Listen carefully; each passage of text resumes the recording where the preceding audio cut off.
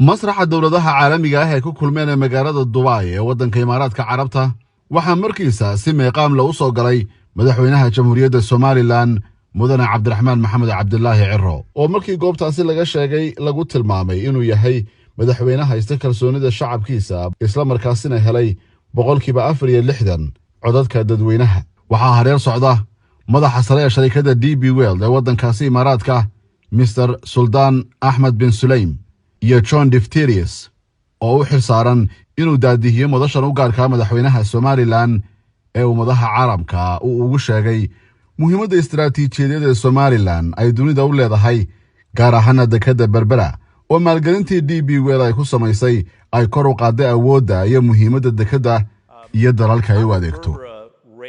John Defterius ayaa waxa uu weydiiyey madaxweynaha Somaliland Mudane Cabdiraxmaan Maxamed su'aal nuxurkeedu yahay dekadda Somaliland ee Berbera ee ku taala meesha istiraatiijiga ah iskuna xidha bariga dhexe bariga Afrika iyo Asia maxay ka dhigan tahay 400 milyan ee dollar ay ku maalgelisay DP World dekadda Berbera maxay ka tahay kobaca dhaqaalaha ee Somaliland iyo maalgelinta lagu sameeyay waxay uga dhigan tahay Somaliland iyo gobolka Geeska Afrika. What has it meant that $400 million investment by DP World to economic growth, what it represents to GDP?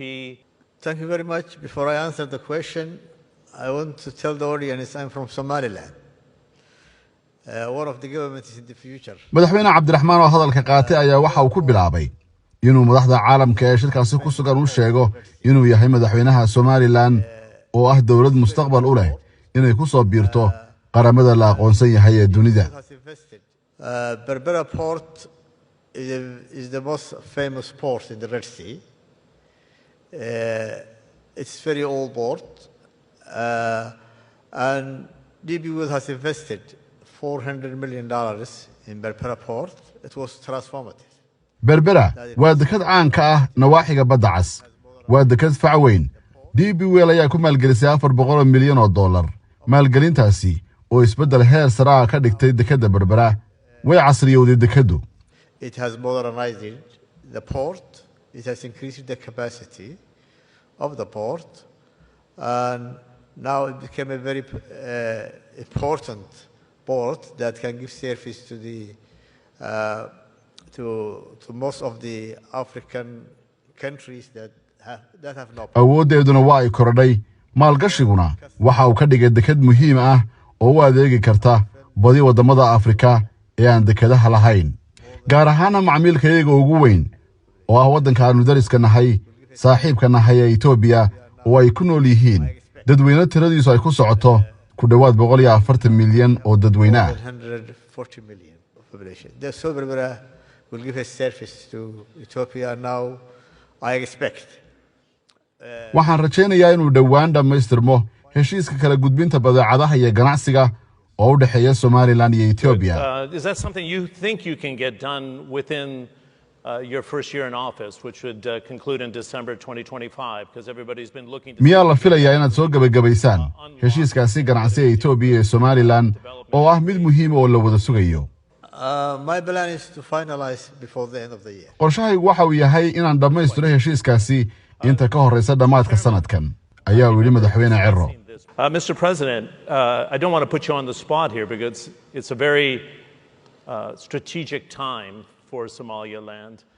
Mr. John Defterius ayaa weydiiyey madaxweyne Cirro maadaama hadda ay ku sugan tahay Somaliland xilligeedu ugu muhiimsanaa dhanka istiraatiijiyadda caalamkuna ay danaynayaan isla markaasina maamulka Trump ee hogaamiya wadanka Mareykanka la hadal hayo inay danaynayaan inay aqoonsadaan Somaliland maxaad la yeelan kartaan Mareykanka marka la eego dhanka militariga dhanka istiraatiijiyadda goobta ku taalaan iyo sidoo kale iskaashiyada kale halkeebay maraysaa arrinta ictiraafka ee caalamka aad ka raadinaysaan?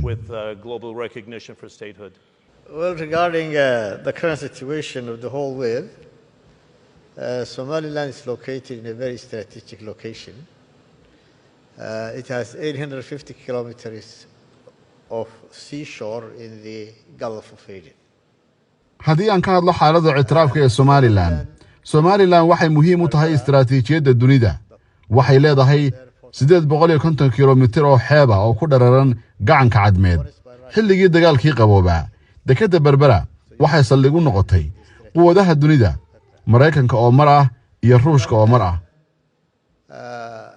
As a country, has become independent on 26 June 1960, but unfortunately, it has chosen to give up its sovereignty to find Greater Somalia and join it with Somalia. Somaliland waxay madax bannaanideeda heshay 26 Juun 1960 balse nasiib darro waxa xorriyaddii iyo madax bannaanideediiba ay u gacan gelisay Soomaaliya si loogu halgamo helista dhulkii Soomaalida oo dhan taasi oo keentay inay isku biiraan 1 Juulaay mar kale ayay Somaliland la soo noqotay madax bannaanideedii 18 May 1991. But all the countries in the world have been dealing with Somaliland as a separate entity. balse Somaliland ilaa xilligaasi aqoonsi kama helin wadamada caalamka balse adduunku waxa uu Somaliland ula macaamilaa si gaar ah. Somaliland waa qaran dimuqraadi ah oo awoodda xukunka si dimuqraadi ah loola kala wareego. In a democratic way. Yeah, peaceful transition actually. Yes. Ma waxaad u jeedaa awood wareejin nabadgelyo ah? Ha, waa sidaa.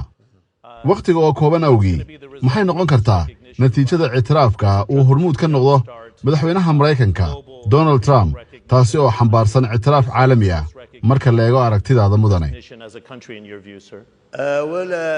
Regarding our democratic administrative system, we are expecting. Marka la eego nidaamka iyaga dimuqraadiga ah waxaanu filaynaa in dunida ay ka garowdo oo ay nagu abaal mariso hanaanka dimuqraadiga ah. xiriir wanaagsan ayaan la leenahay Maraykanka, Ingiriiska iyo wadamo badan oo dunida ah. Waxaan rajaynayaa in Maraykanku uu noqon doono dalka ugu horeeya ee aqoonsada Somaliland. United States may be the first country to recognize Somaliland.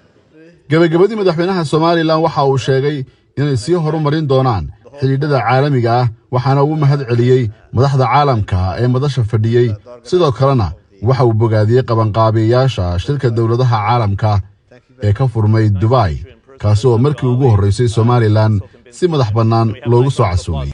Thank you very much.